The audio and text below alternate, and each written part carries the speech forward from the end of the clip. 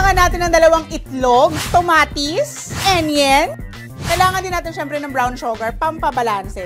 Wangba, dahon ng sibuyas, at syempre may pepper. Syempre hindi tayo magkakaroon ng binagoongan rice kung wala tayong kanin. So ngayon ang gagawin natin ay maglalagay tayo ng oil.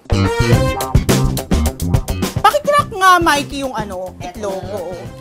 Can you crack my egg? Diretso dyan? Hindi. Dyan mo muna i-ano. Tapos, si Miss Candy naman, babatiin natin ng happy birthday ang itlog. Very demure. Very mindful. Very classy. So, ilalagay na natin ngayong ganyan. So, ngayon, ito yung ilalagay natin dun sa ating fried rice.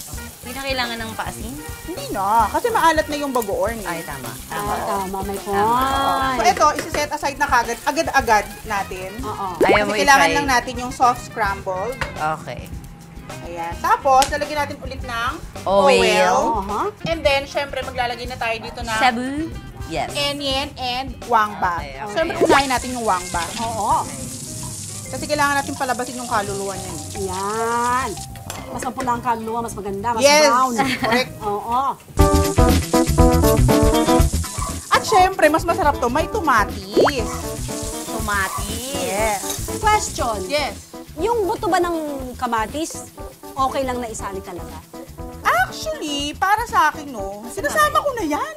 Ang hirap tanggalin natin. Hindi ko na yan tinatanggal. May mga niluluto lang ako na tinatanggal ko yung mga buto ng kamatis. Ngayon, ilalagay na natin yung bagoong at isasama natin siya sa gitna. Ayan. Ay, ang bango. Naamoy ko na. Bango? Oo. Pwede mong gawin kulon? Ay, hindi. Sige nga. O ngayon, ilalagay na natin tong sandamakmak na Kanin. At mas maganda, ang nilalagay na kanin dapat sa mga fried rice ay, Yung buhaghag. bukod doon yung, alam yung kinabuka, yung kahapon pa, bahaw. Talaga? Yes. So ngayon, ilalagay na natin dito yung itlog. Hello.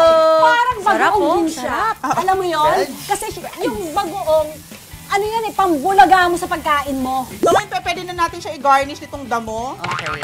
Kasi habang naiinitan yan, yung dahon ng sibuyas, lumalabas pa yung flavor niyan. Talaga? Naluluto siya. Kurakak.